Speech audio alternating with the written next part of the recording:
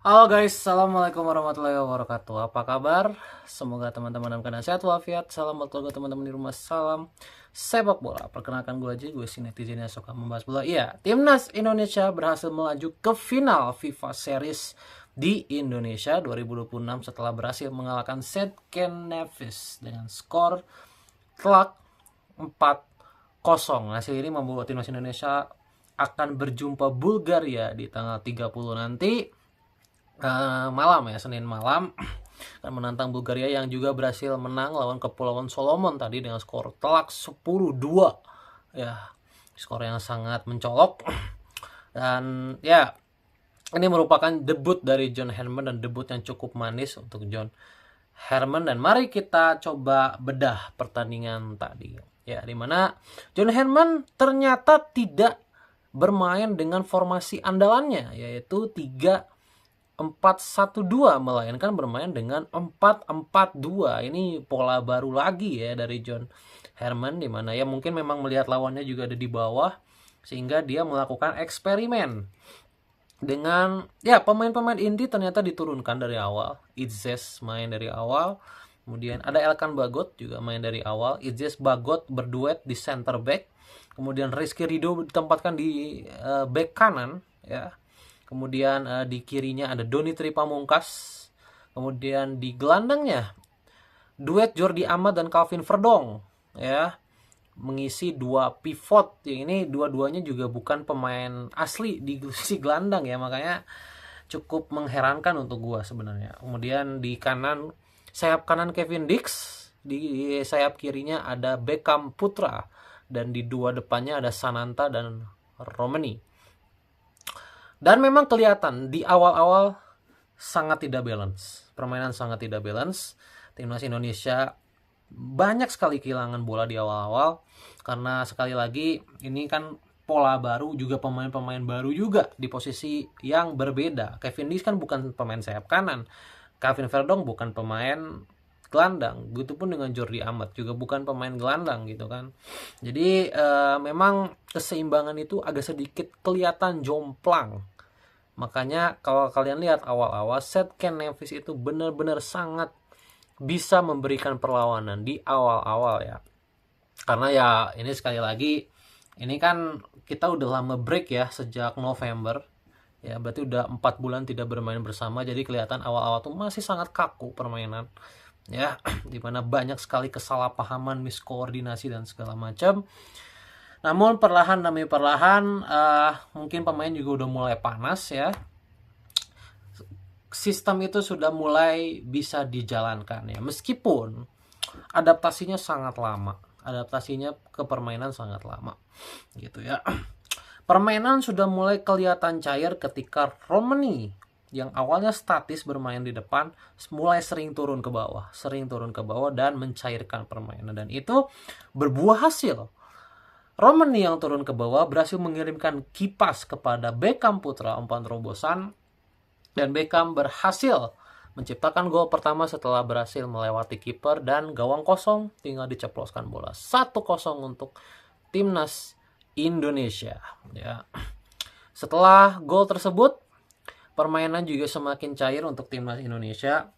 Di tengah pun Jordi Amat dan Calvin Verdong juga makin padu. Tapi gue punya sedikit catatan ya, terutama untuk Elkan Bagot.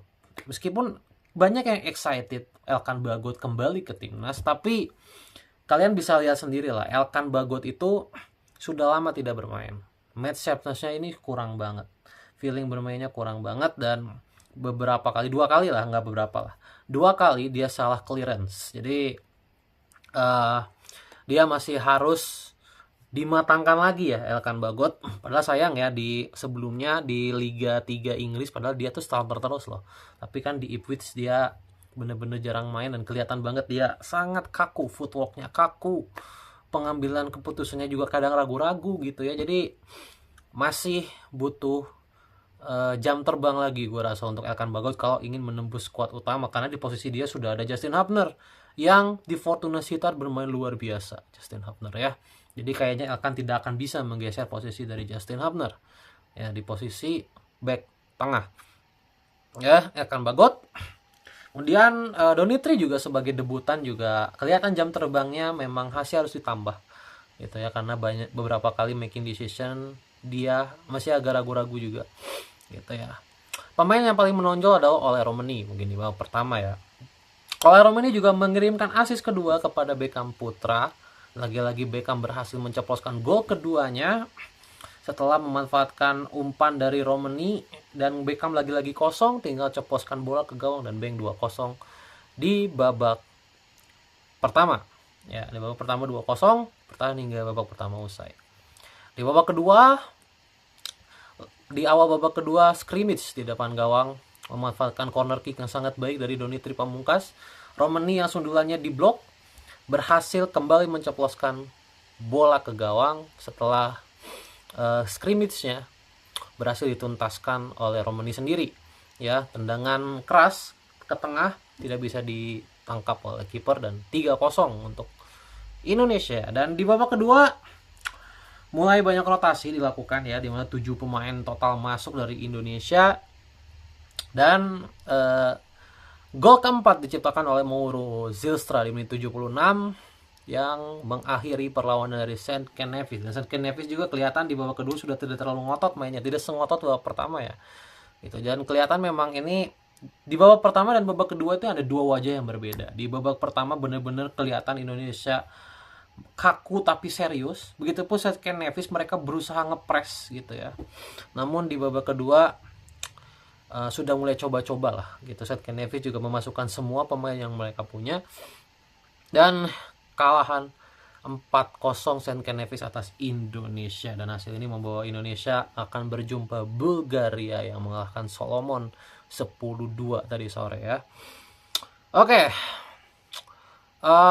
Soal debut dari John Herman yang mengagetkan gue sebenarnya karena polanya 4-4-2. Gue rasa John Herman juga belum terlalu fasih memainkan 4-4-2 ini. Kenapa? Karena banyak sekali miskoordinasi apalagi di babak pertama.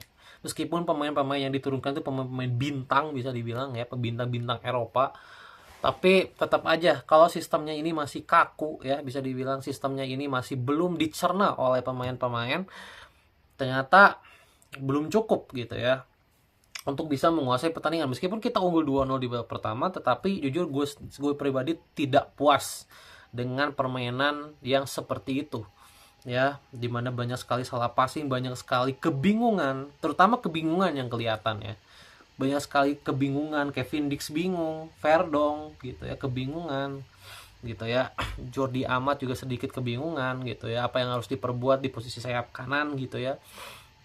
Verdong di tengah harus ngapain juga masih kelihatan bingung. Ya mudah-mudahan ada sedikit perubahan ya lah ya.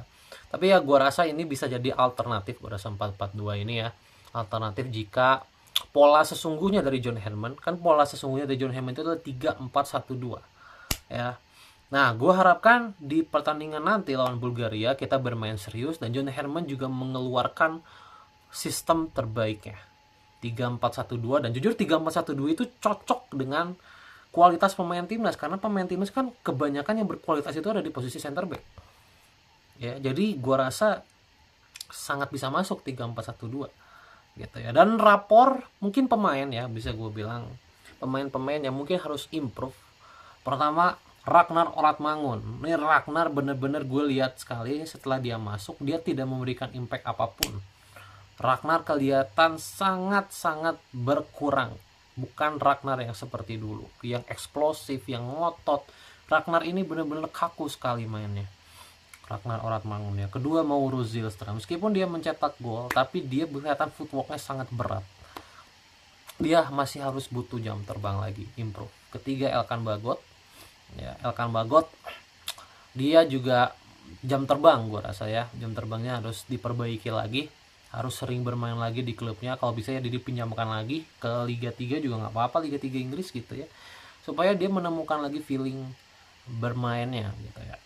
Menemukan lagi feeling bermainnya. Dan sisanya gue rasa sudah cukup. Kevin Dix gue rasa ya, Kevin Dix, tapi kan dia tidak bermain di posisi naturalnya juga, dia kan tidak pernah bermain di posisi sayap kanan. Jadi Kevin Nicks ya, gue bisa bilang meskipun di pertandingan ini dia agak menghilang, tapi itu bisa diwajarkan gitu ya. Kenapa dia menghilang ya, sisanya sudah bermain sesuai dengan kapasitasnya. Gue rasa John Herdman masih harus menemukan pola terbaik untuk timnas Indonesia ya. Dia masih harus bereksperimen lagi. Gue rasa melawan Bulgaria, gue pengen lihat deh dia bermain dengan sistem terbaiknya selama ini di Kanada, 3-4-1-2. Gue pengen lihat gitu ya.